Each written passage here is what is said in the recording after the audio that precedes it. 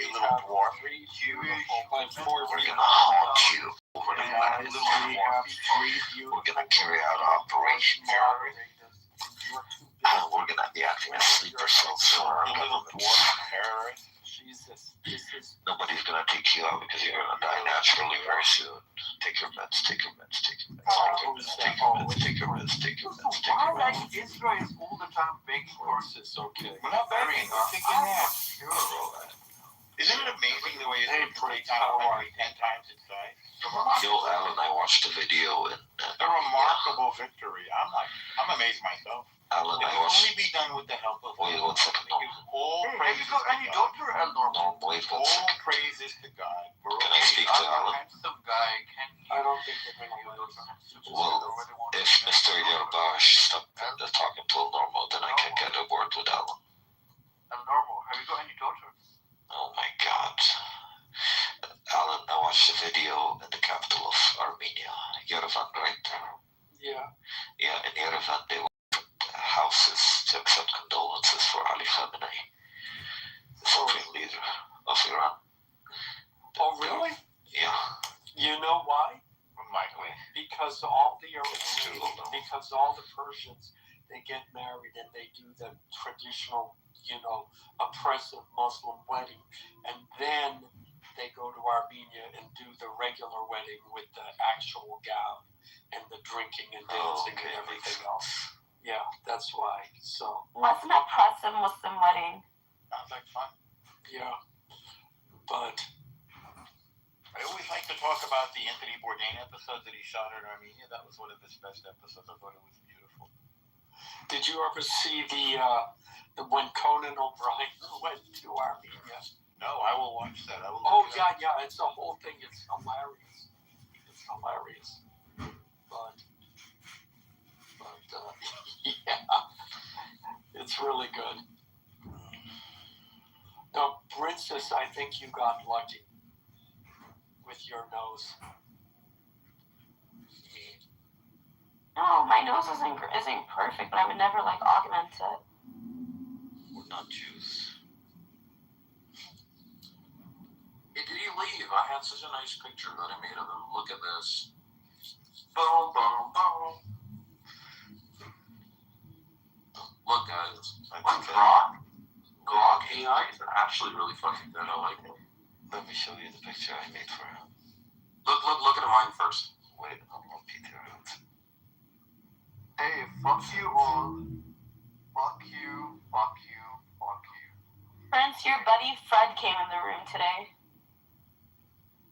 I'm telling you guys, fuck you all. Fuck you.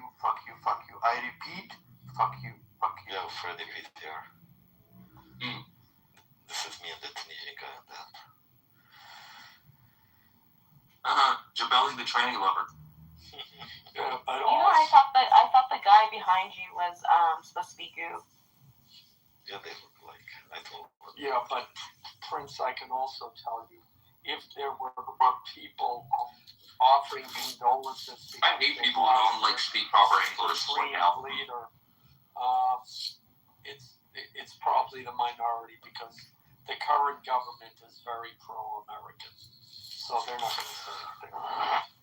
Yeah, nobody does care about your. Soon enough will be gone as we start kicking out the Americans. I don't know why people give their political views on this app. I hope you're paying attention how to kick out colonial powers from your region. The entire world is colonized. You can't kick out nobody at this point. I honestly think this is gonna be the beginning of the end for American presence in the region. I think these are the end times, Prince. You know what? Every day, I believe in that even more. Yeah. So why don't you get married, bro? You're 36 years old. Well, I'll get married and I'll go to jihad, bro. I'll get my wife in heaven.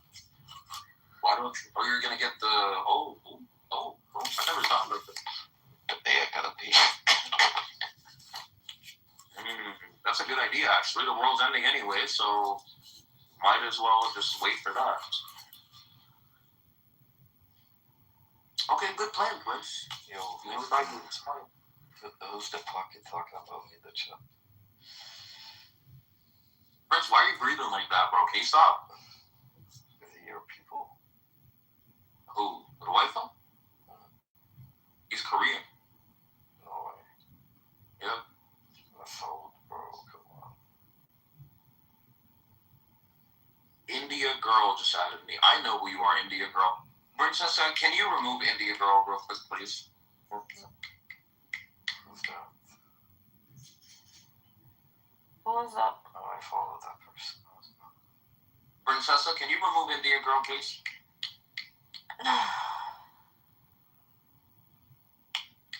Chop, chop. No, don't. I like that. Nigga, what? Nigga, fuck. What is that weed? Come on, Mr. Steve, turn it off, please. Young bleed. Y'all hate, man. Thank you. Haters in the background. If you're gonna play Louisiana shit, can you play Webby? I got that. And all you need to do is just play the first little verse, and you can cut it off. Can I play G shit? It is G. It's Webby.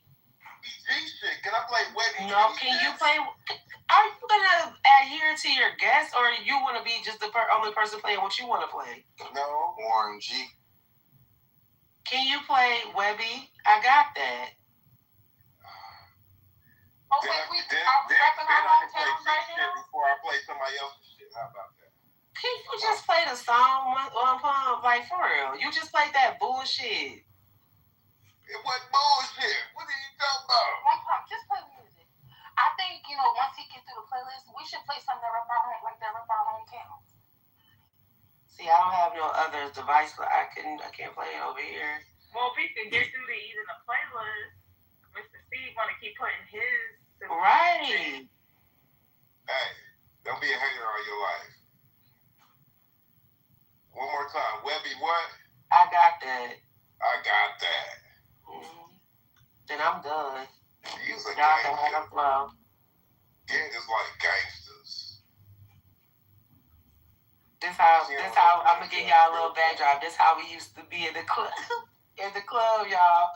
This is y'all shit.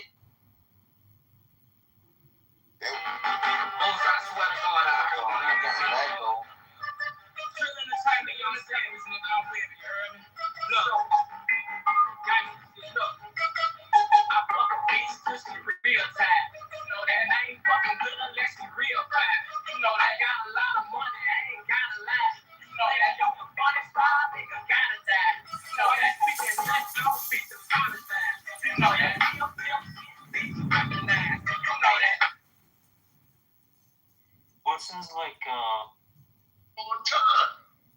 Why you look into all the black cities that once was, you know what I'm saying, and how many of those cities they came and destroyed. When you look at their history, right? Now you sitting there saying, that was back then. That's irrelevant. And you don't understand how you got to that point, and now you're wearing the hat, their hat. You become like them. And that's why you're hollering, "We America." Because you have become like them. Point blank. Anytime a black man knows about geopolitics, he's a white supremacist and he's a Yes, he is. Because crazy, bro. let me tell you. Come to the room Let me tell you. Let me ask you. Let me ask you. Some Gen X or some baby brother generations when it comes to knowledge of self and black power. I don't know where I'm from. You don't. You don't. I know I'm E1 B1A West African. Ile Ife, Nigeria. My ancestors went through the transatlantic slave trade 400 years ago. I know exactly where I'm from. I know who my people are. And what was about? Well, King of the world today. King. Has What was to do with Africa? Yeah, it has a lot to do with Africa. Bro. Yes, it Talk does. about right now what America's going through with Iran. What Iran is doing to attack America. And if you don't want to face that, you're not a warrior, bro. Do you know? Control. Let me ask you this. Do you know the history of Saddam Hussein? Do you know that history?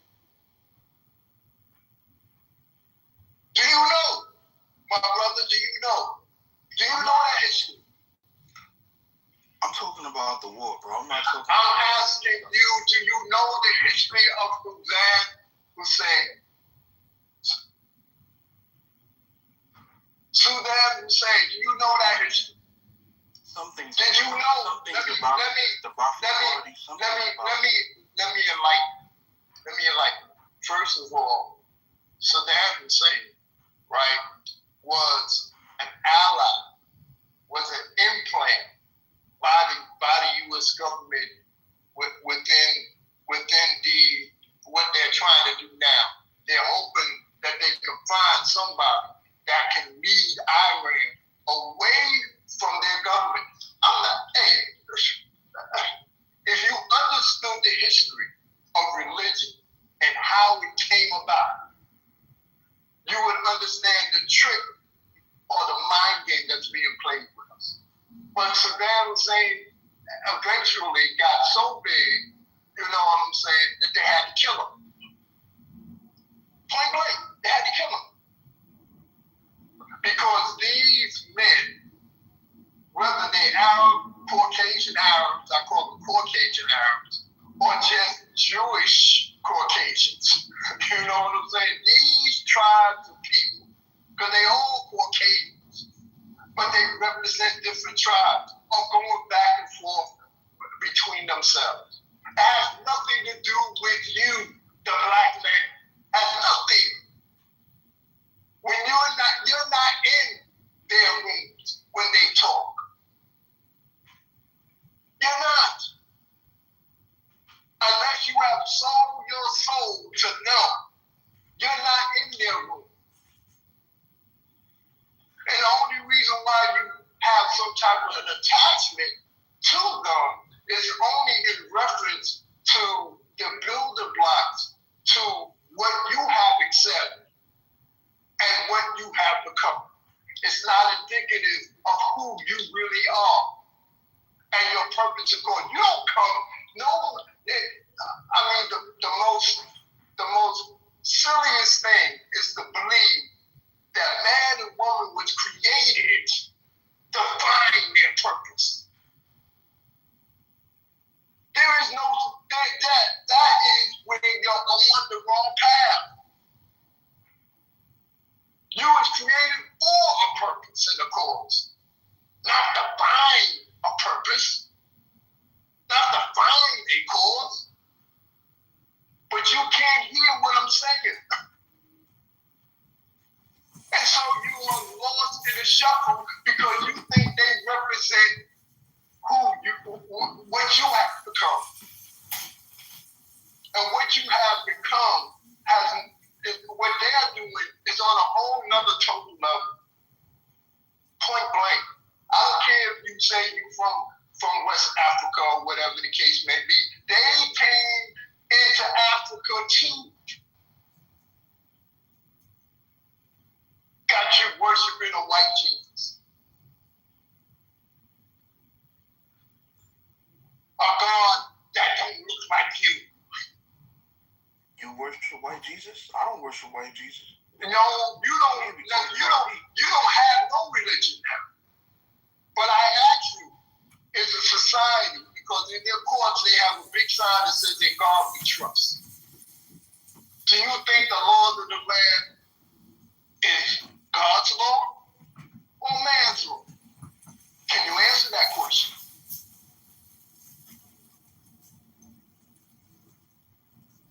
Can you answer that question? The law of the land should be an extension of God's will. But it has nothing. Because when you go into court and put your hand on the Bible, right? You know what I'm saying? And they talk about God we trust, but then they are allowed to kill you. When it says in the book that they gave us, thou shalt not kill, and vengeance is mine, says the Lord. What are they doing? You're not living under the Creator's law. You're living under the laws of man. Why do you think some of our women get so disrespected and then we have arguments, gender arguments between one another? Because it's being led by men.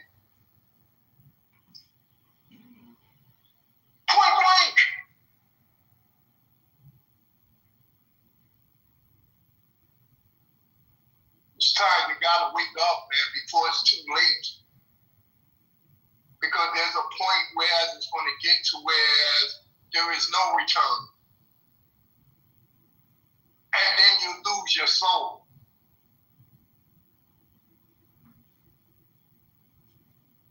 Point blank.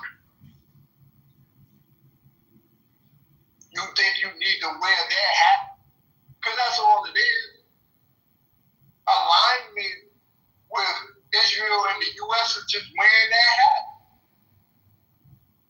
It don't represent you. You think when they have their round table, you're at the table? Hell no. Give me one man or woman that's at their table that looks like you. Give me one.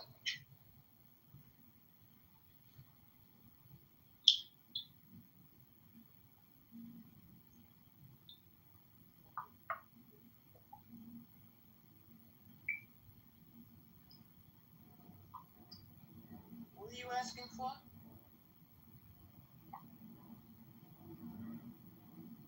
And if there's one at the table, right? When they at the table, and if I'm a man here, if there's one at the table, I'm gonna let you answer the question. If there's one at the table, that one at the table is a sellout. Our race is in the habit of living a life, whereas we're inclusive of everybody. But you don't see that in the Korean neighborhood. You don't see that in the Chinese or Japanese neighborhood or an Italian neighborhood. These things represent who they are. If they are Italian American, you know they're going to fly the Italian flag. If it's German American, you know they're going to fly the German flag. When it comes down to black people, whose flag are you flying? Whose flag? If they French American, whose flag are you flying? Can you land your plane, sir? Okay.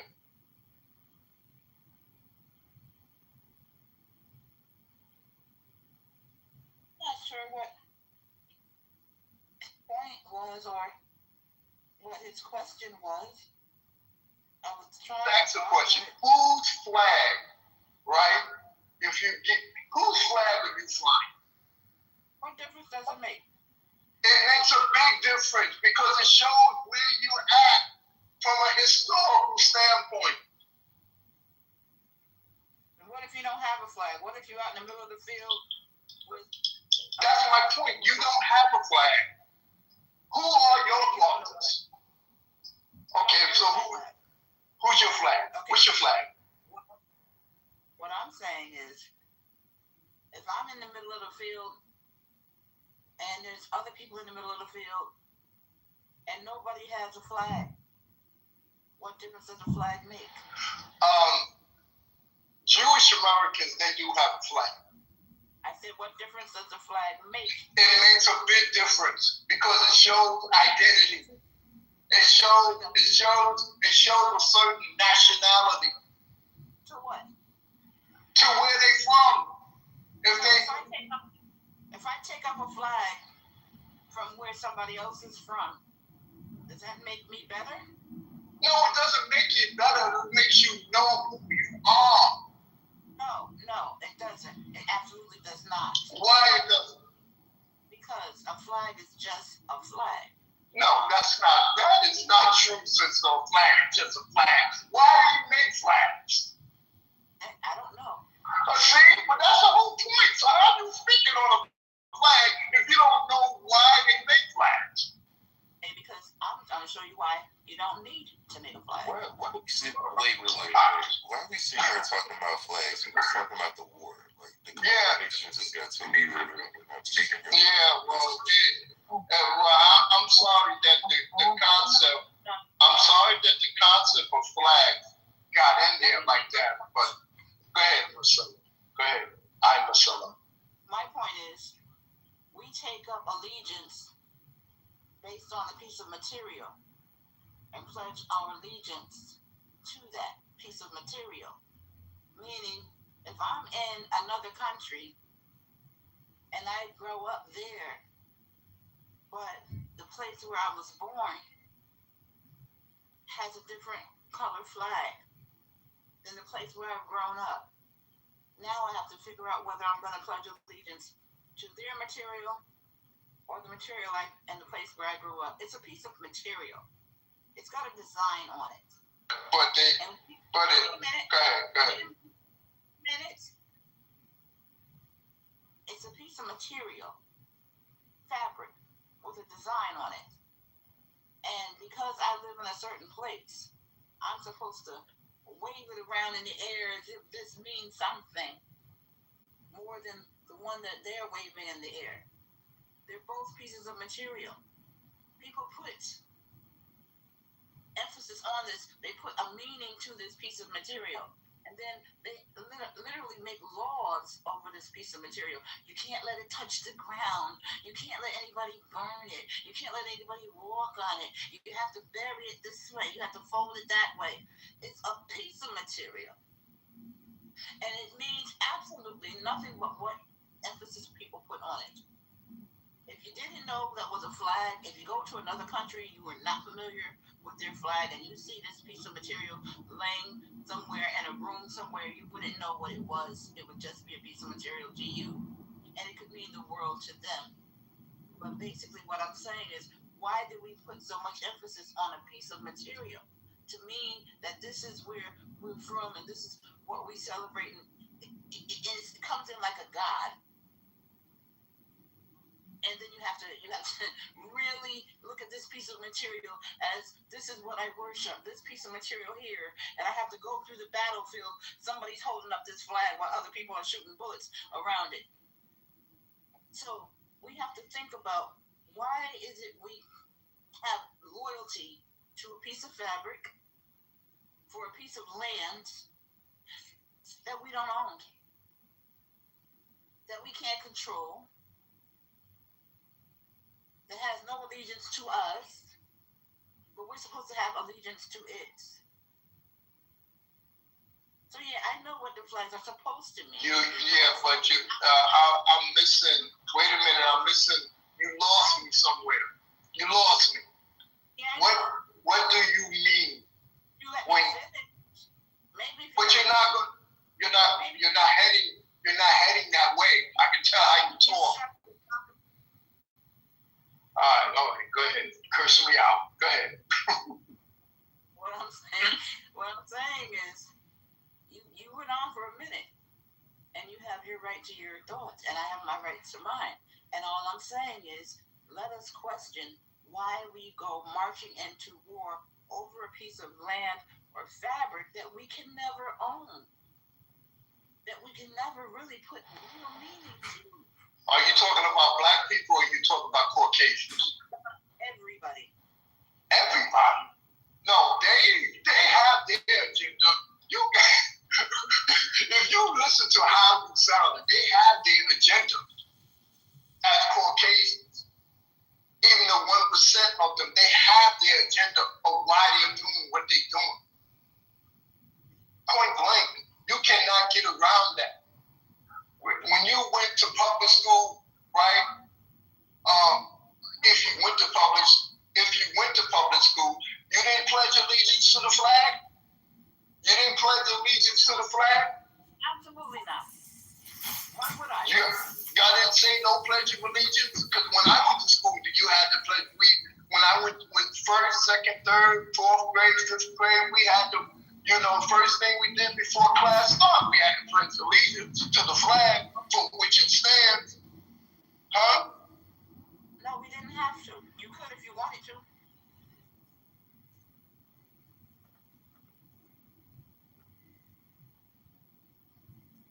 Yeah, Daniel, just when you start reading their interpretation, like, if I tell like you personally, it's the Bible and Stanton. Just FYI, we've been through this ringer. We've debated Black Hebrew Israelites.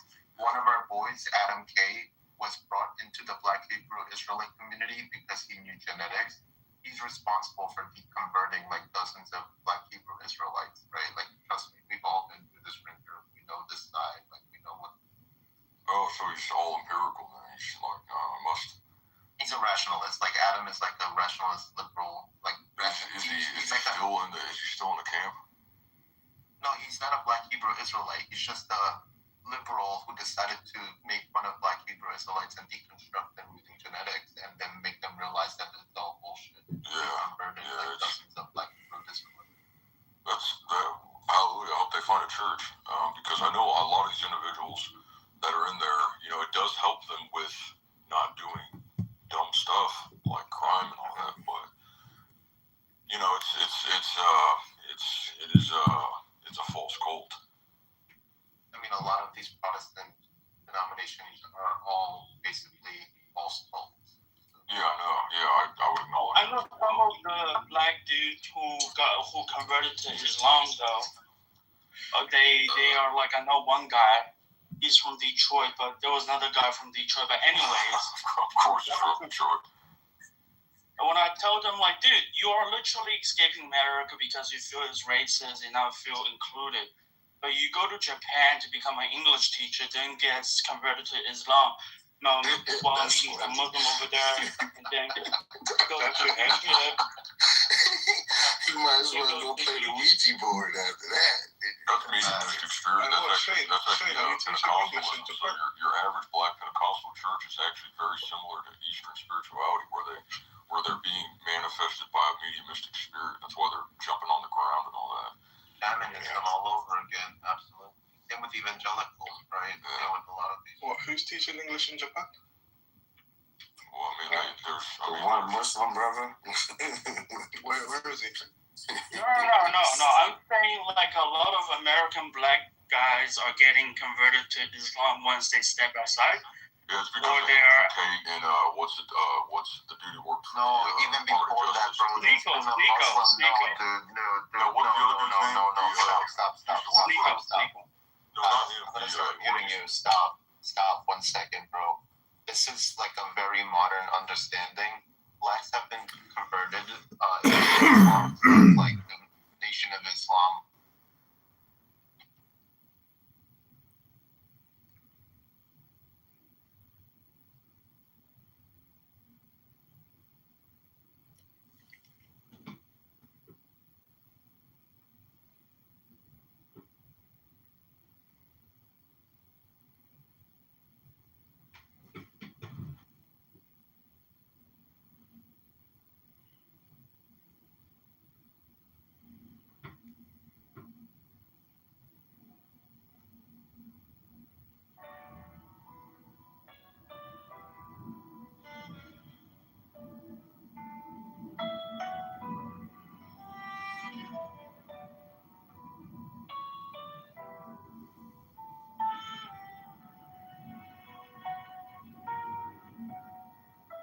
Jewish Shabbat prayer song, asking for blessings of health,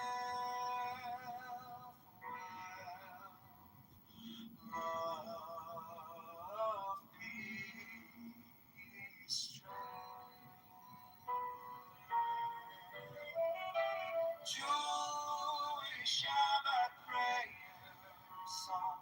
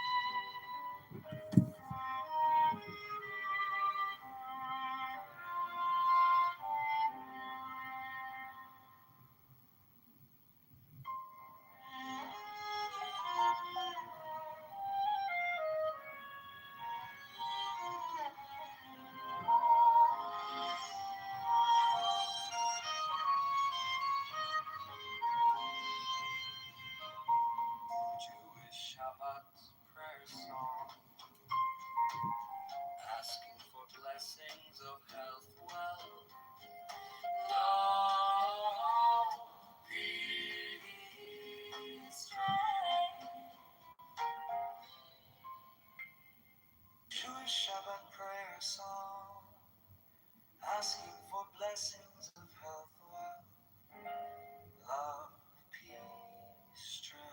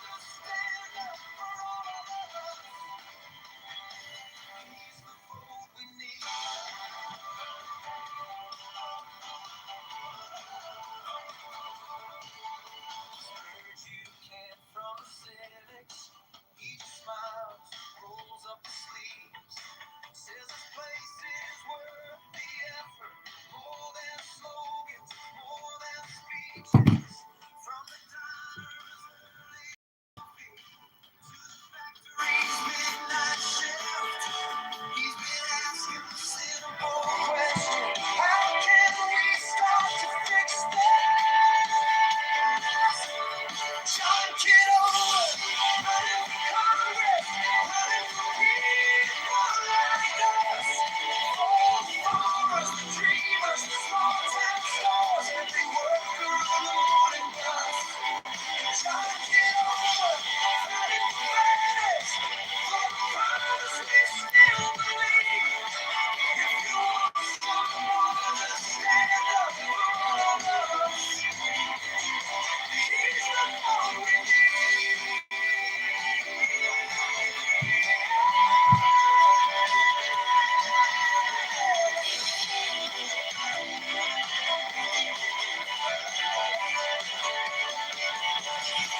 This is our moment, this is our say. One voice, then 100, let it echo today. We're bigger together than we'll ever be alone. Let's send someone like us to bring our voices home. John Kitover, running for Congress, running for people like us. For the elders, the parents, the kids not yet grown, every family just trying to trust. John Kitover, running for fairness, for the promise we still believe.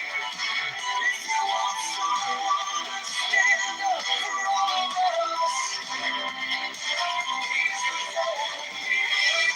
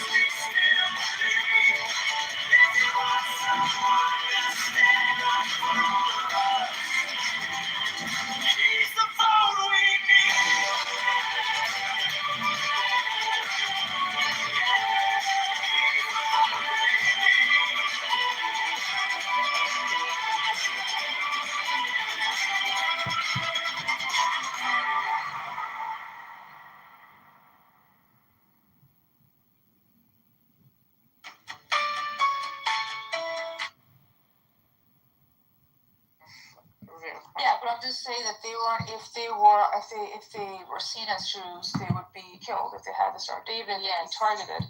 They would, right? Yeah. There's like the taxation. Yes, I understand that it's not equal for all people. But it's still not like taking away your identity. It's not. You can keep it, but yet you're like a minority and you're paying a certain kind of tax, actually lesser than perhaps. There was a treatment not based on taxation, it was based on who we're dealing with. For example, if we're dealing with a woman in a foreign country or a child or elderly, they are not presenting a particular military threat. So as a leader, I'm not afraid of these people. These are just public, laymen. They're not going to do anything, right? Or farmers, for example. Yeah, but the issue was for example, the militants, like the soldiers. These people that didn't have a choice. These people had either to become Muslim by force and become part of the army, or they're gonna have to leave the country, or they're gonna have to completely ask for a particular way where they can, because these people are literally soldiers. That's the threat. So it's based on the threat level. So like I said, the women in that case, you can do whatever you want, just live under the Muslim country. It doesn't matter because you're not a threat. But a soldier who used to fight in war, for example, and defeated his country, now this guy doesn't have a choice. Either if he wants to still live in this country, he has to be a Muslim, join our army, or in this case, there needs to be discussions what we can do with these, because you're not gonna just leave hundreds of thousands of soldiers just living in that city. What if they want to take it back again? It's realistically, it doesn't make sense. But it's still like when the Muslim conquered all these lands, that's how they created the peace. Hence why, same thing, even America on the other hand, America did it with savagery when they killed the indigenous people. How did that create peace? Okay, I get what he's saying. Because now you can live in America in peace. You're not worried about what do you mean with peace? Somebody taking your country. What are you talking about? That was never America's country. Take. Yeah, but for the Americans going after the next generation of Americans who lived in the land. It wasn't like the Americans had a threat on their soil. That was. Are you afraid of anybody taking your house? The government can take your fucking house. Not the government. Let's not talk about the government and criminal. I'm talking about. Is there a threat of, let's say, a coup happening in your country that will? No. Are you a revolution that will happen that will change the regime? Okay, exactly. So that's why you have peace. That's not peace. I don't understand what you're talking about right now. Yeah, you're going to bed every night. You're not worried about it. Establish a system of governance within your country where people abide by those laws because of the consequences that come with it. That's one thing, but that's not. The U.S. We can do that internally, but externally, you cannot do it without dominance. Problems have been caused across the world. If the CIA didn't exist in America and the FBI, you wouldn't have peace in your country. What? That's CIA needs to destroy others to gain peace for ourselves. Well, not gain peace; it's to gain resources. That is peace. It's not peace. The CIA and the FBI, they're working, and the different agencies that work in America that are spying on you and finding out if somebody wants to create a terrorist attack, somebody wants to do a coup. That's FBI. There's not one singular agency. No, that's the FBI. I'm talking about the CIA, which operates outside of the U.S. And do you know how many times the U.S. AD has been involved in influencing the elections of other nations and causing disruptions? It's been the case forever. Even the Brits have done it. A lot of Western nations have done that. It doesn't matter which agency. There's NSA, for example. NSA spies on you, right? There's more sleeper cells, right? You're missing the point here. They're missing the point. I know, but what I'm saying is enemies, and there's sleeper cells that do erupt that can cause harm to your citizens because of the actions you're taking outside of them. Yeah, but like I said, again, in America, you're not afraid of, for most of the part, other than criminal acts, which is obvious in any paradigm. But for the most part, you're not afraid of an external threat coming in, attacking you, living in America, because your country, your government was able to establish a dominance and take over the entire land. What's bullshit? Trump actually just started earlier. Is Canada threatening you to take your land? They're threatening to turn the power off. What are you talking about? Is Canada threatening to take over America? Is Mexico threatening to take over America? Turn the power off. Are the indigenous threatening you they're going to take back their land? I mean, it'd be nice if they could. I'm asking. You're saying you don't want to agree with me. I'm saying America established dominance. They took over this territory and they established the country. In my opinion, Who's threatening to take over America? Single entity. The threat is the government, not more than any single entity. We're not. That's not what we're discussing right now. My gosh, he's saying once you've established dominance, then in doing so, one can have peace. It doesn't last long. Have you seen history? Insecure. Yeah, but have you seen what happens over time? It doesn't matter. That's the only method. Yeah, over time it could deteriorate. That's the only point. We've seen it. Yeah. When the Ottoman became lazy, never ends well, guys. It has never ended well. It doesn't matter. That's the only way you can establish any country. You have to force it. You No, have to not make it necessarily. dominate it. That's the only way. Not necessarily. Okay, give me an example of a peaceful country that it was established by peace. It was divided by violence. You go to India. It wasn't annexing land of others, indigenous people that existed there. It was actually. I want a country that was established based on just lovey-dovey hippie life. No, you're understanding something. People have issues. Even the indigenous had issues because within each other, right? You can have tribes going back and forth. You can have that on a very, very small level. It does not get to a point where you have widespread violence because whenever there's an external threat, it's very, very detrimental. I'm not answering my question. I'm asking about, give me an example of a country that was established without any wars. India? India was established without any wars? No. Africa? Africa as a country? Well, continent. Most of it has not been established where they're taking other people's land. No, but you're not understanding something. Was India established without any wars? Of course. It was 1948. There was a partition that was forced by the Brits. Before that, there were lots and lots of There were among smaller kingdoms. Exactly, smaller kingdoms within themselves, but not the nation as a whole. So I'm pretty sure if I go back to the history of India, I'm going to find hundreds of wars. I don't know why you give me India. Within groups within themselves, but they're not trying No. The establishment of India, I know even for a fact, by the way, from the Islamic history that they took over. India was taken over by wars by the Muslims, and they ruled over India. I know the Mughal Empire. I know the Absi. We fought the Aurangzeb and defeated him. Yes, I know that. But under the Mughal Empire, there are other leaders who never did any type of forceful thing. I mean, Akbar the Great, he was somebody that was secular. He loved fighting. That area was always. Even from the BC, you had. You understand something, but there was attempts. There were multiple attempts, right, to try to annex, take over, and control. That's one thing. So, but did the Mughal Empire ever win? In 300 BC. Did the Mughal Empire ever win not to establish? That's not the point. I'm talking about Mauryan Empire.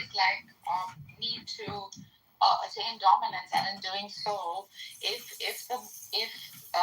those who dominate are peaceful, good, cater to the well-being of their people, the collective, after they have attained dominance, that area will flourish. This is what he's saying. He's saying the starting point, however, would have to necessarily be some kind of destructive. Only civil war. History of India from. Dominance can be achieved. Something like that. You had exactly. So Mahayanapads in 600 BC was 16 major kingdoms, and then they frequently fought each other. That's in India. Then you have the Magadha expansion, and later on Mauryan Empire in 300 BC. Then the Kalinga Wars in 261 BC. Any country you're gonna bring is always established by wars. External. No, internal. Internal. I never said external. So was India divided by those different tribes? It was 16 different major kingdoms. They used to fight each other. Yes, I've already established that. Yes, there's going to be fights within any nation, right? So in this case, you need to concede the point. There doesn't exist a single country in history. But India was not established. There was no fight with another. So do you understand my question now? My question was: Is there a single country that ever existed in human history that was established without war? It's not established. It's not established. It's not being established. Again, you're Okay. Is there India was hold on for a second. It's not about being established means it was created, it was made out of something that was not the fact. Like for example, the United States did not exist until there's an external force that created, and it caused a lot of pain and hurt to the people that were there for them to make it. That's when you say established. Correct? I'm not talking about. Is there a single country that was ever established? Not established. Exists today or in history? Conflicts. Listen to the question, please. Ace. Is there a single country in history that ever was established without war? A single country in history. I don't think you understand what you mean by established. I think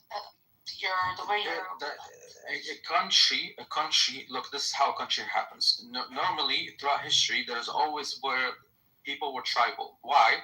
Because for them, they thought, for example, like a plot of.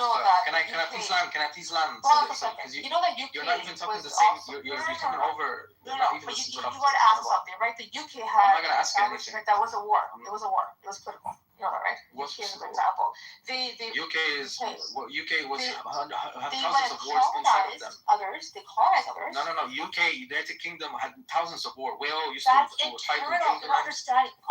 Understanding. Established means it had to come into some sort of formal existence. It had to fight somebody who wanted. You're a very bad interlocutor.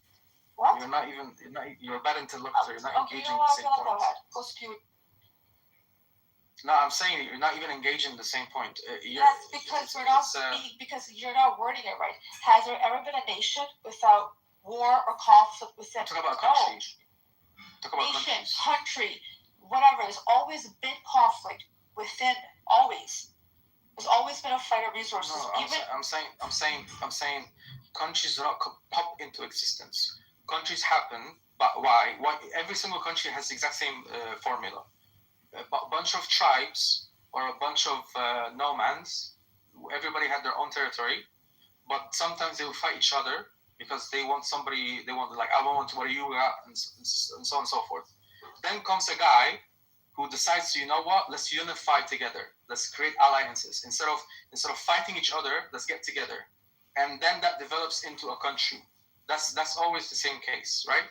It's always a division. Somebody comes in, said, let's get together. He gets together, he becomes the leader, and then creates borders. This is our borders. This is us. And then either expands and continues as a country, or then later somebody else who had a bigger country takes them over, and then it changes and so on and so forth. So somebody had a bigger country that took over and changed India? There's a bigger country? I'm confused. Yeah, like there's countries who used to exist and now they're gone. They don't exist anymore. Like, for example, the idea of nation states is not, it's more recent. There's a lot of countries that they're gone from history. You see that. Yugoslavia, I understand that. But what I'm trying to tell you again is, at one point, this whole idea of countries establishing borders, this is more of a modern invention. If you go far back enough, it wasn't done in that type of way. Egypt was a country.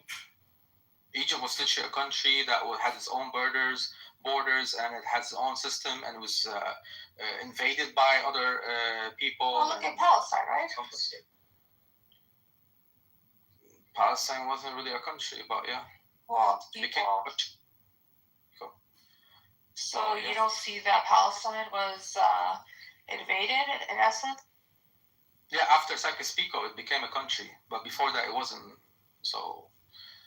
It becomes like are we agreeing with Sykes-Picot because I don't agree with borders whatsoever. I don't care about Sykes-Picot borders. I'm saying like as a historical reference, after Sykes-Picot, now you had the borders of, you had the Palestine as a country, as a state, its own flag done by the British. They decided this is your land, and then everything happens. But that's a different topic. But like what I'm saying is like basically at the end, once you understand how countries are developed or how basically it's the same thing. Me and you are able to live in peace because somebody before us, before we were born even sometimes, they were able to dominate this particular piece of land, was able to establish it as theirs and protect it and make it continue until you were born, I was born, and then we are able to live in this land. Somebody in the future might come in and say, you know what, I'm going to take this piece of land, give me that, I want it. And then it's going to be, okay, if he wins or we win, and so on and so forth. It just keeps recycling. Land always keeps recycling. It doesn't stay forever. But you can only establish peace once you're able to defeat every single person and establish a world domination. This is the only way you can establish peace. Because then you don't have anybody who's going to fight you anymore. Once you're able to defeat every single military in this world, but and there's no more enemies, then that's internal. This is the thing. Fine. So let's just say that occurs, and people all come into this one world government, one nation, and they do it not willingly. It's out of force. There's always going to be factions that will grow quietly out, and they will try to fight back because of how things were done. It was done without choice. It's better to have the borders for people to live and have their, internal conflict is always going to happen. Like, this is not. I'm not saying that once we do this job, then we can go and sleep. No, you're going to have to continuously have supervision, checking on. That's why you have agencies. You're going to have the exact same system. You're going to have to find out if somebody's planning a coup, because people are evil. Evil exists. Criminals exist. People are going to want to take over. Some people are going to the same way. The same way when you go down the street, you're getting robbed. Might is right. For you, might is right. Is that how you feel? The what? Sorry. Might is right. The most. If it's done with the right way for the right reasons. If it's done with the then it's not.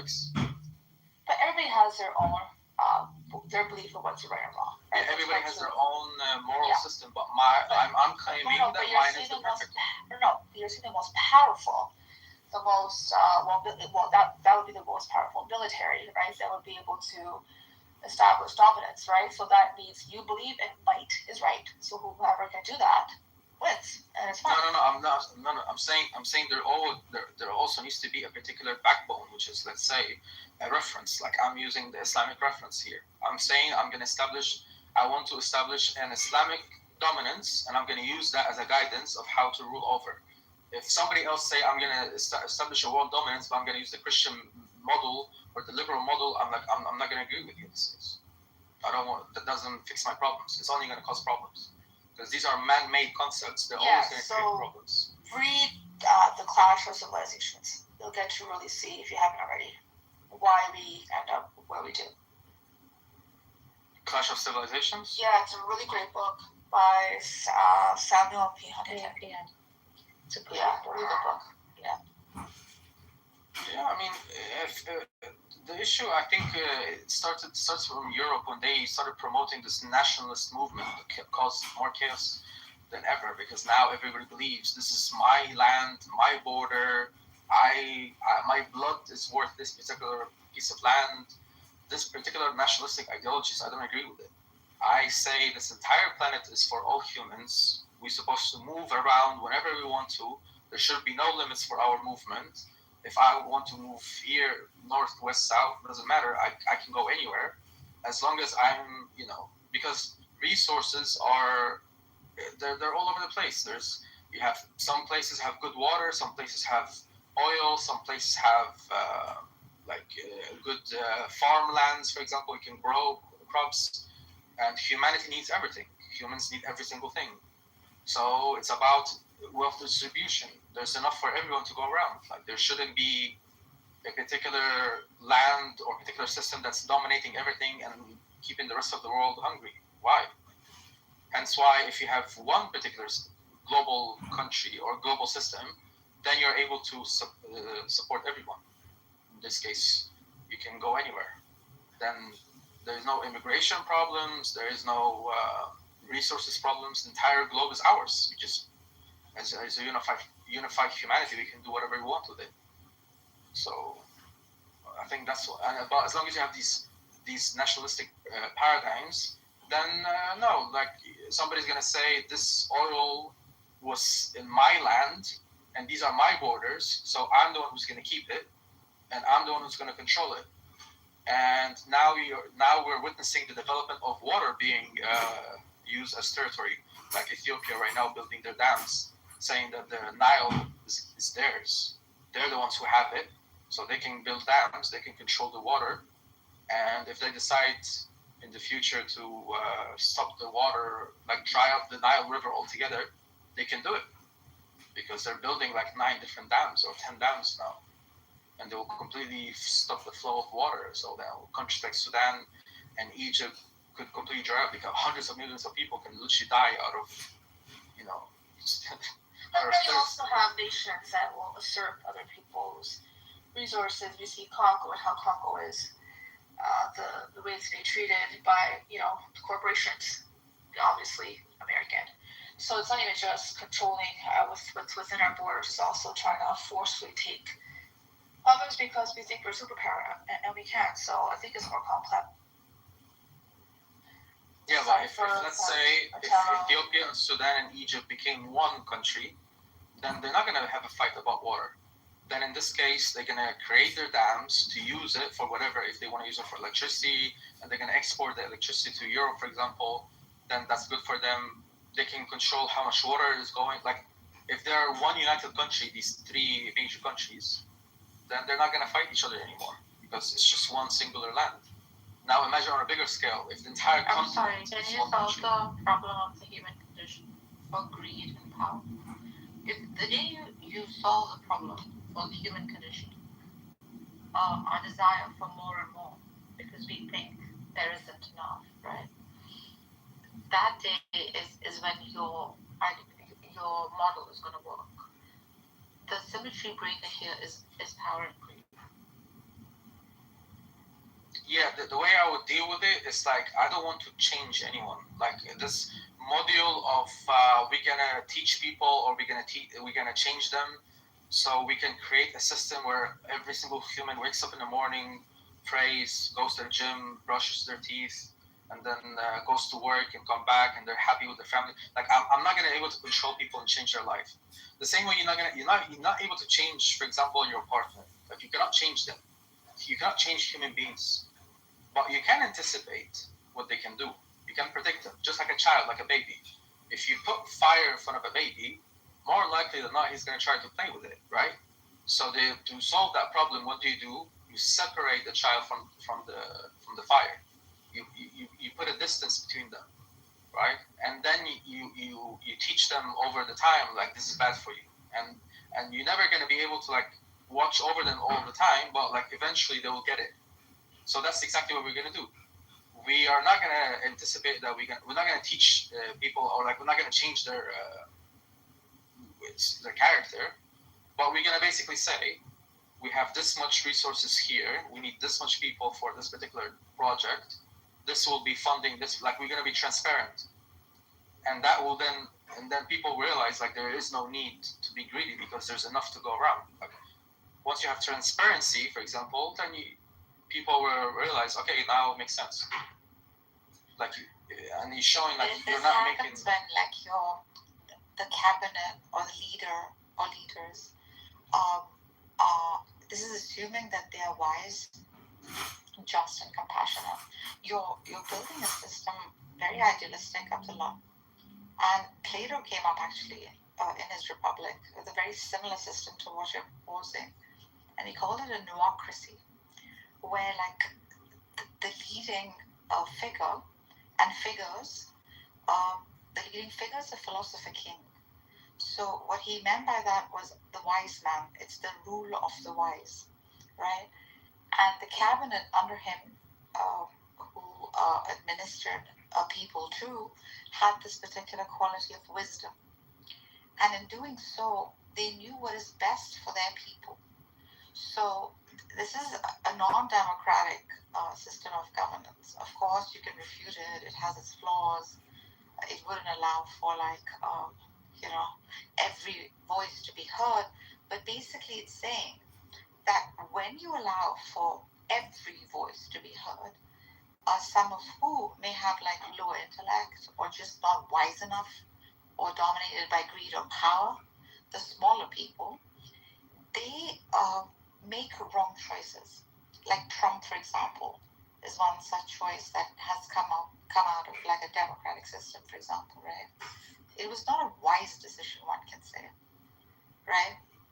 And then those who elected him, namely the majority, would say, no, this was the best we had. So what a philosopher king does is he eliminates this whole process, and he becomes that voice of wisdom, mercy and compassion and justice. Now, is this possible By the way, this was also what the Iranian Velayat Faqih was built on democracy, supposedly. But we can see that this too somehow fails at some point, right?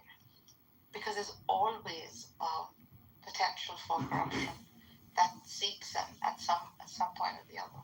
So. Yeah, like this is why I'm saying, like, here's what it is. I cannot pick and choose my population or what they're gonna like or what they're gonna do, right? I cannot pick the ideology of the nation, like of hundreds of millions of people. But I can pick and choose who's gonna be right next to me in, let's say, in the leading process.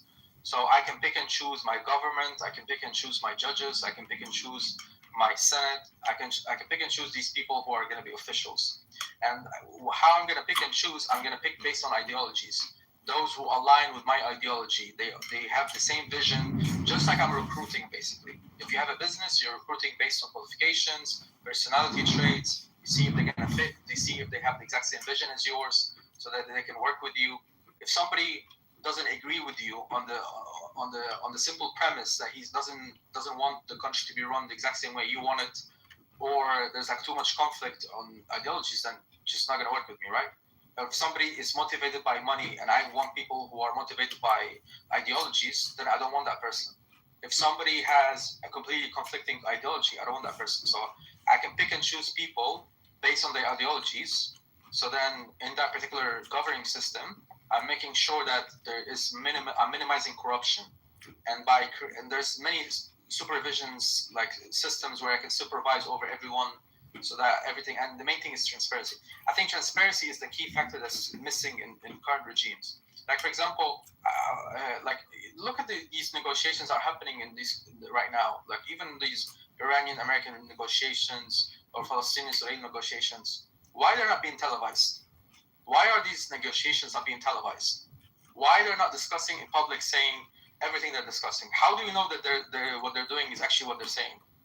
Like, for example, when Oman in 26th of February said that Iran was apparently very willing to do everything to minimize the nuclear programs, even said they're not going to collect any more nuclear, what was it called, uranium, and they're happy with minimizing their enrichment programs.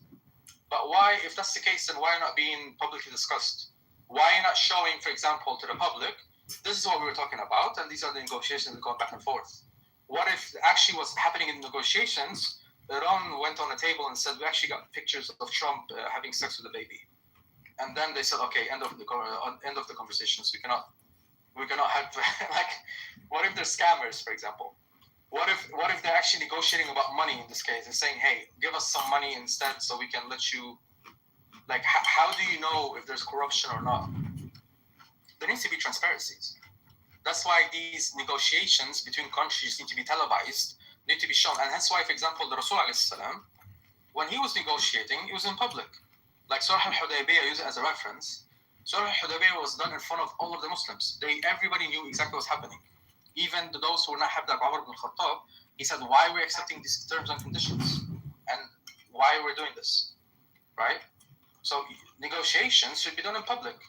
So then if the other party is being deceiving or lying or using, for example, some kind of manipulation tactics, it's going to be on them. And it's going to be looking bad for their country. It's like, hey, look at the officials that you guys have elected for you to represent your country for these negotiations. They're corrupt people, and they're causing these negotiations to fail. So it's going to be on them in this case. So that's why, like, you have to have, like, transparency. You have to show. You have to explain. Like, you don't need to explain the military secrets, for example, to the public. Like, some things can be kept a secret. For example, like the deep state information that's very sensitive that could be used against you. If you're going transparent, you have to go all the way transparent. No. I don't need to. For example, I don't need to say to the people, if I'm weak in this particular location, if I get attacked, we might lose. I don't need to share this. This is by the military. We're discussing between us. I don't need to say, oh, we've lost. Like, for example, some of our equipment became bad. Software is not working anymore. If they if somebody attacks us, we're not going to be able to defend ourselves from this particular angle. I don't need to share that. But I can't share every single detail that's important for the people, like how much source we have. So you're saying like to generate like motivation and to like bring about some kind of like inspiration. You don't like say every you don't 1 second, you don't transparently like give out all information. So Plato also called that the noble lie, right? No. It is not just noble lie. No, it's not a lie. If there is a good reason, if like for example, the Rasul when he did Fath Makkah, he didn't tell anyone that he's doing it. He told them, he just simply told them, everybody get prepared, get your weapons, we're going to a war. He didn't tell them where they're going or what's going to happen. They just told them, do it, and that's it. Sometimes so they about a benevolent dictator, basically.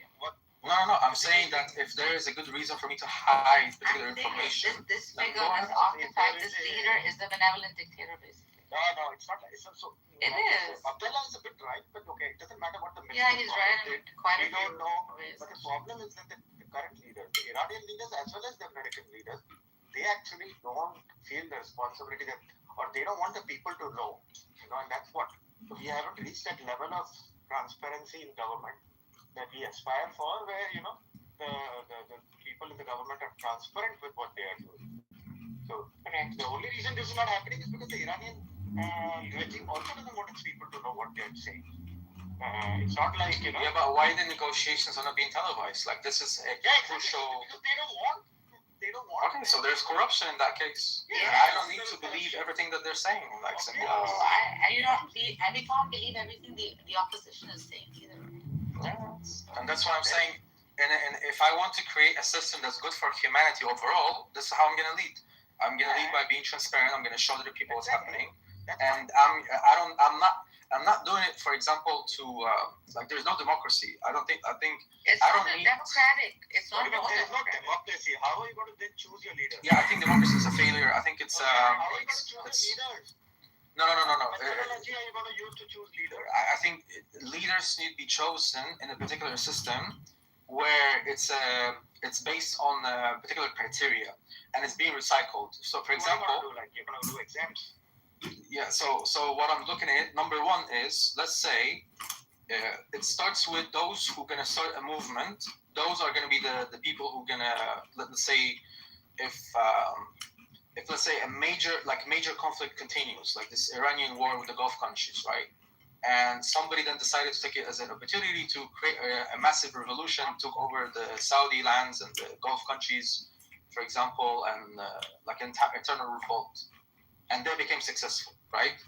What they should do next is, since they're already in power and they're winning, and now they're taking over these territories, they need to elect people, like they have to pick people they're going to work with them. So it starts with them. Say, okay, we want people who match our ideologies. Yeah, that's how the RGC. Yeah, he said we want to see. He's talking about Plato's Republic.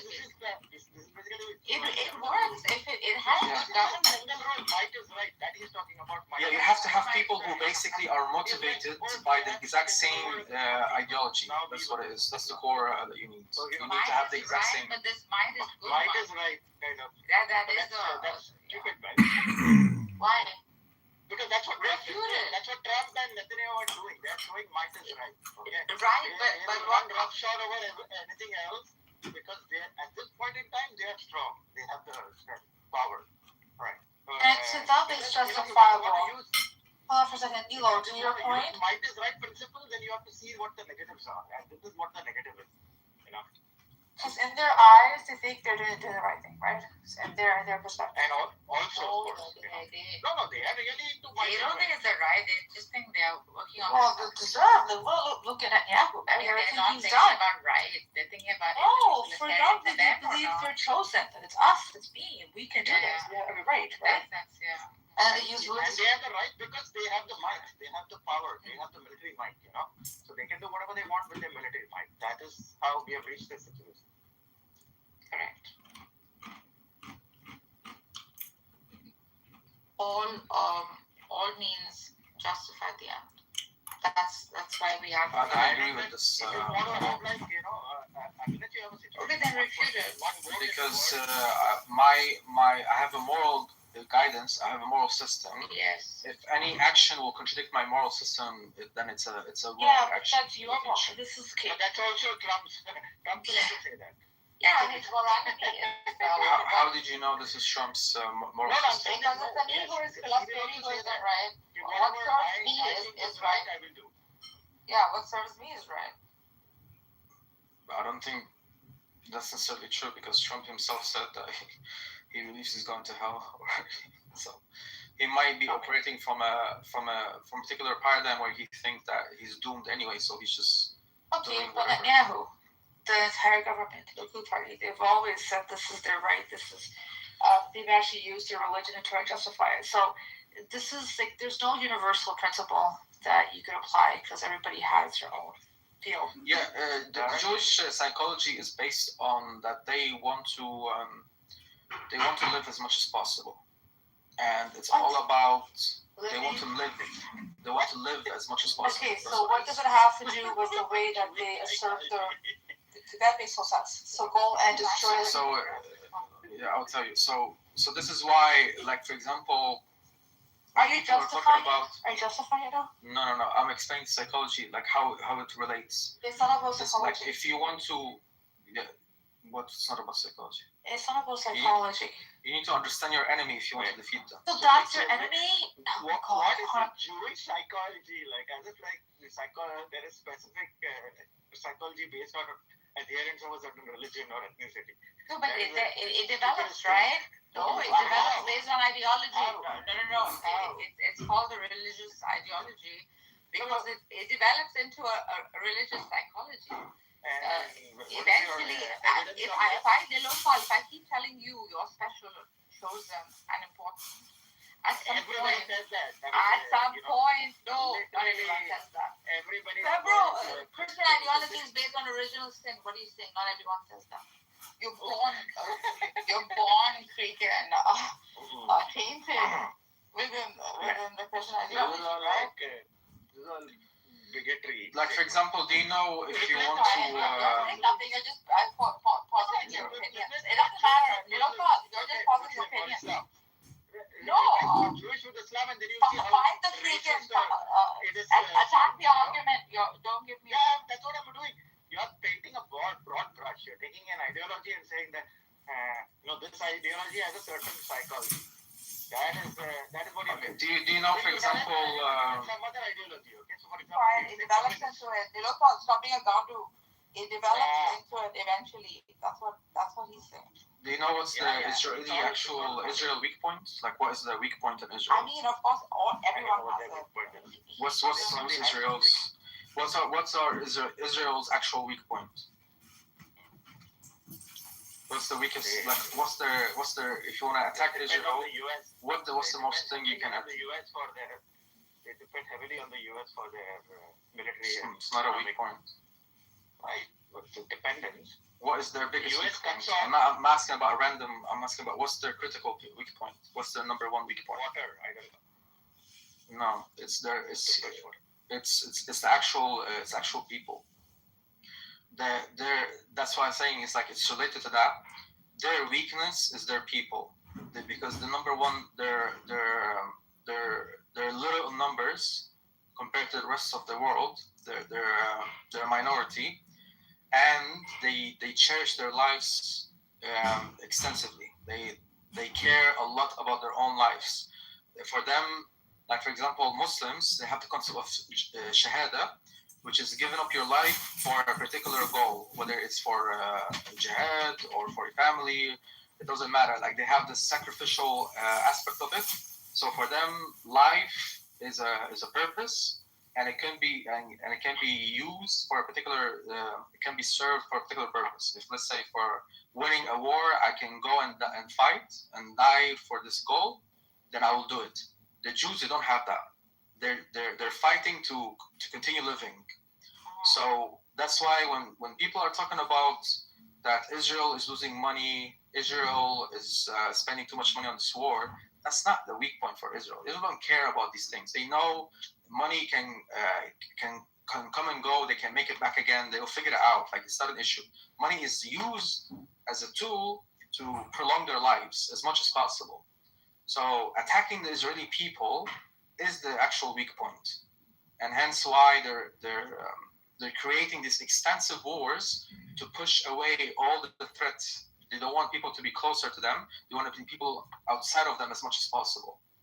That's why they're building the walls. They're pushing America to make the worse for them. No, it's called the Greater Israel Plan. Okay, this is so some of these things that they call a threat, there was no threat eternally. Like if you look at what they're doing with Lebanon, right, trying to take their land, it's out of perceived threat. It wasn't like they were threatened, right? A lot of this has to do with expansionism. Okay, they do have this ideology of it's actually in the Likud party charter. The whole river to the sea, that starts with them actually. They do believe in taking the biblical or scripture and applying it to justify annexing land. So if you have not been, or even that war with Egypt, right? They didn't even do shit. Oh, we think they might attack, right? So a lot of this is on presumption, and actually puts more of your people in danger when you go and keep on hurting people that have no ill will towards you. You create more enemies when you do this. But why they're making these, you need to understand also what's the actual motive here, or what's the mechanism that's moving them. Yeah, why they want to do an expansion. Gave it to you. They believe they're entitled to it based upon their book. Right? Yeah, and why is it important for them to achieve it? Because of their religious beliefs. Yeah, but why? Why this particular belief system exists in their belief? Okay, listen, they have this whole idea of end of times and that whole prophecy, right? Which is one thing. But again, for you keep the same thing over and over again, as if somehow their ideology, like you keep saying people do things, right? And as long as if you do things under the right context. What we don't understand is a lot of people have varied beliefs, and some of them we don't agree with. About Israel, the Jews specifically, why they care so much about. I have a devotion to Padre Pio, and Padre Pio recommends that you go to confession every week. I do confession every night with God, but I only go to confession with the priest 3 times a year.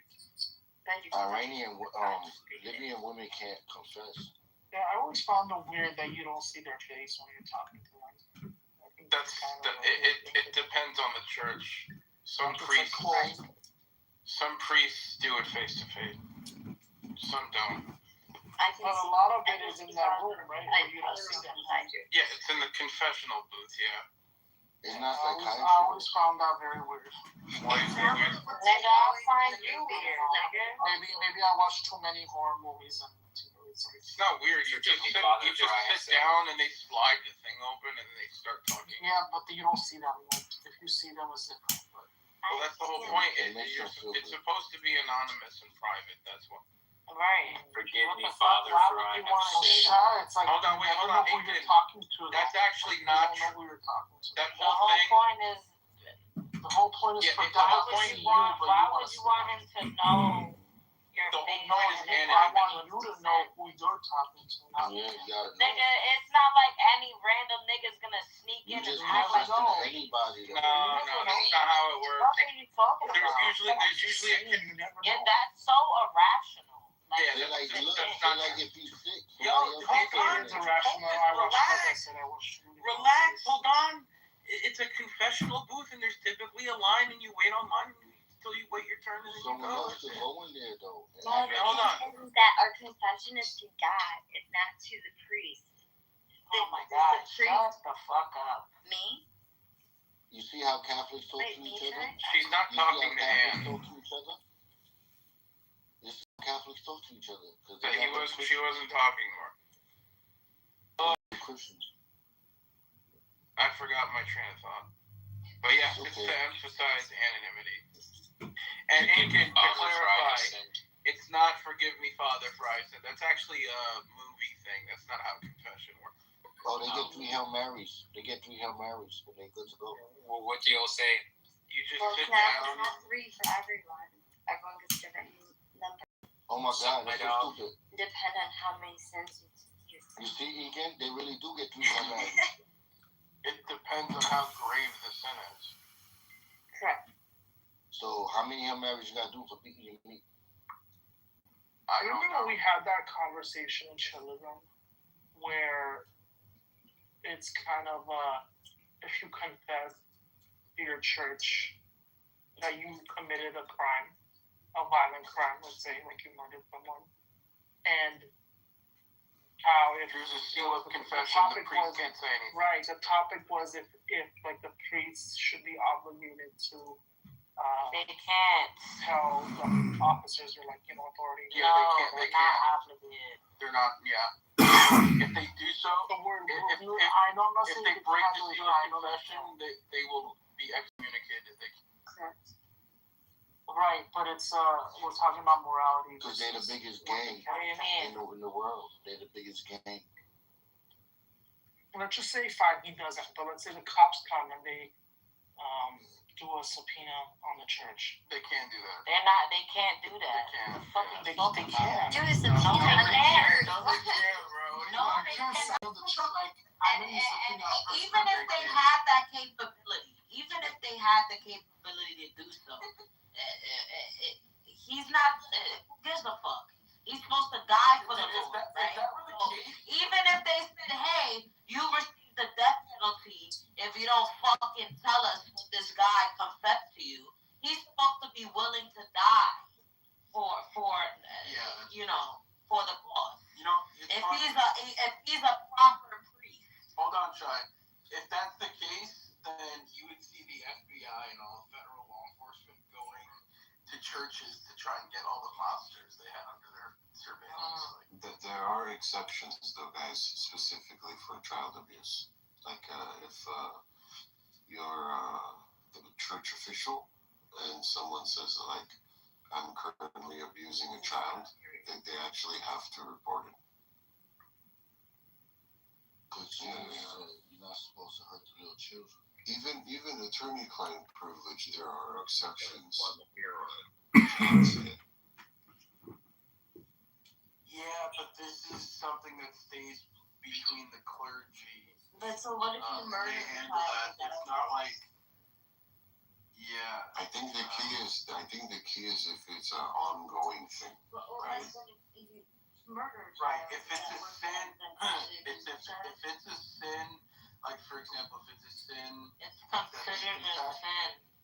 right? If it's a sin that they confess that they have no intention of repenting for, or if they have no intention of stopping, then they won't give them absolution.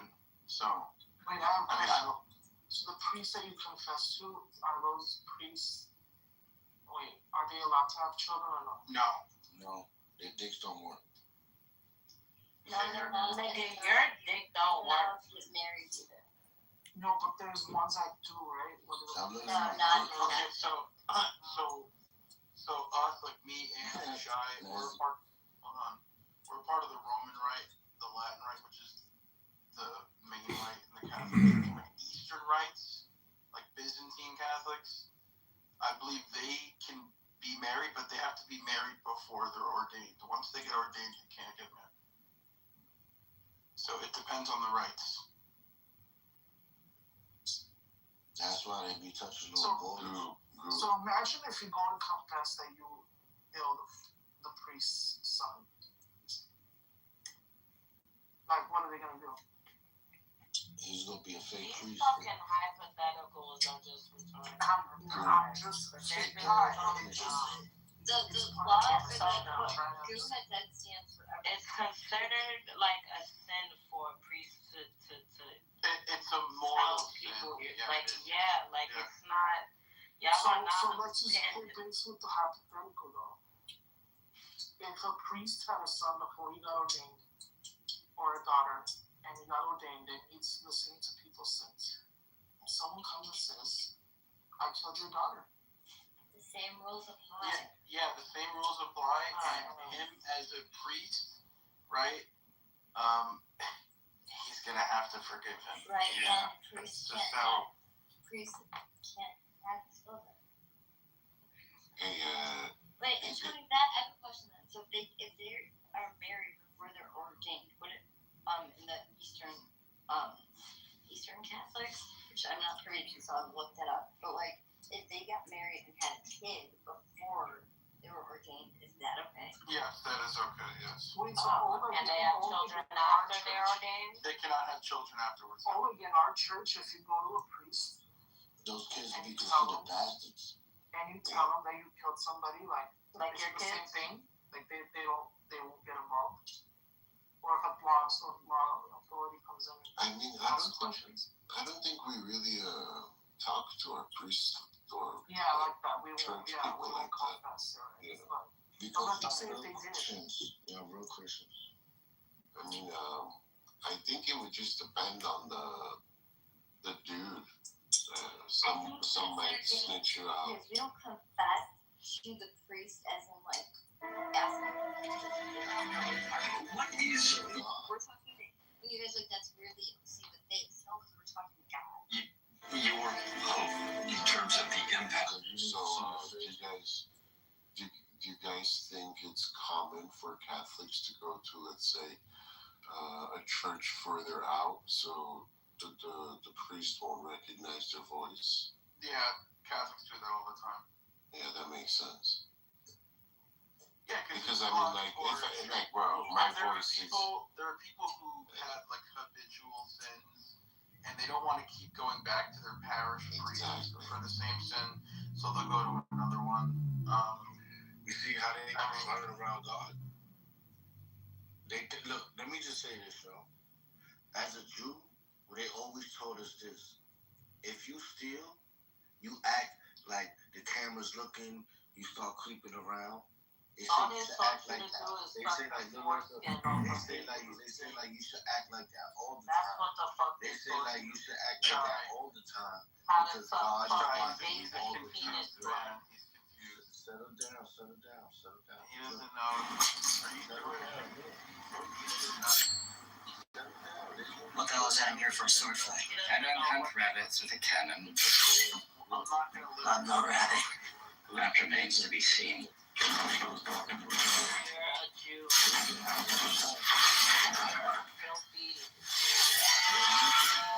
You're a black Jew. You're a walking off. That's what I get. Like Oh stealing. yeah, hairline. No, your body will be the color. How about that? Sell your body. God is watching. Watching you play with your asshole at night. From your Homosexual. God. Oh, that you want to take another shot? Yeah, that's good. Take it. You have to see this. Your demon. I spit on you, Jehovah's, because that's spit on your my work dick. to me. You spit on my dick. Yeah, that's what you're worth. You're worth the floor to And me. then you lick You're worth less than the floor to me. You That's suck what the you're dick. talking about. You dick sucker. Like your mother?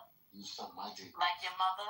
I learned my ways through. As you can see, this is all original Rolex special. Really breaks my heart to really melt all this, but this high, you need to have the flow going. We're going to the refiner, we're going to melt all this, and you guys are going to see the process. It's beautiful. Let's see how much we got. Alright, my bad. 'Cause it is. 926.8 grams. Massive. You're not going to get it like that. The order,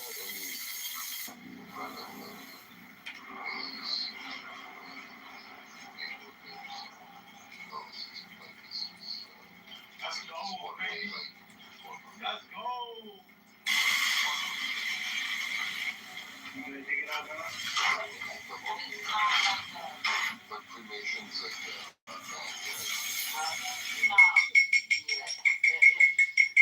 This time you don't lose nothing. yeah, I know what you What guys the should good melt is. Sometimes some people they melt, they lose a few grams. So the question is it gonna be over 100K or under?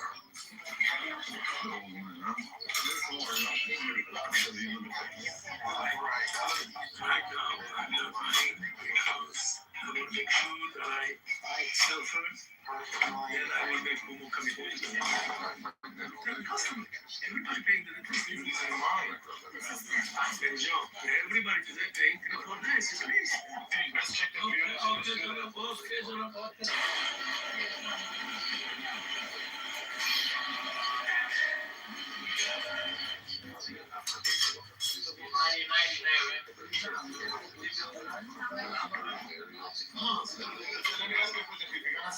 how much is the value now of this? Can you tell me how much it comes to? Money or church? Let's see the magic number. Yes! I thought you were going to be over 100. As you can see, this is all original Rolex. It's different. Like during like the time like the Civil War, that's like when it changed. Like people used to like spend time with the dead body like days after, right? And then it's only like after the Civil War where like this kind of they started like you raised $2 million. I want to know where the tampon money is. Then But you know what else happened? You know what happened during the Civil War?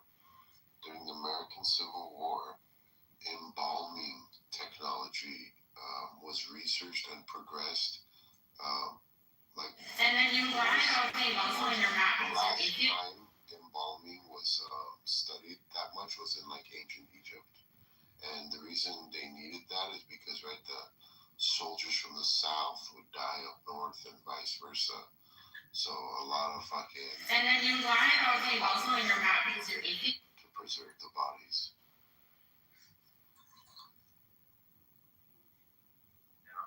And it was the first like major war with photographs. And then you... I have this 5-volume set, photographic history of the Civil War. It's crazy photos, man. Crazy fucking photos. You say the most disgusting things that just make me question. I'll be completely honest with you. I think culturally, there's no... As you can see, this God is saying to you today, my child. Guys, you do not need... Yeah, stop projecting your perverted thoughts. If somebody tell you want to fight at 3 o'clock in the morning, you think they not perverted? Like, what? Like, you are not Christians in here.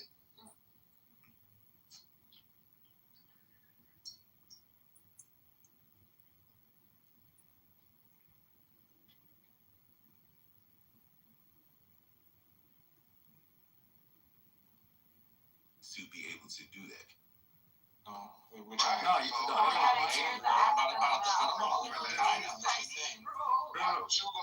Chinese or European, Japanese? Which one are you? Yeah, This is right. Doesn't matter, bro. Whatever.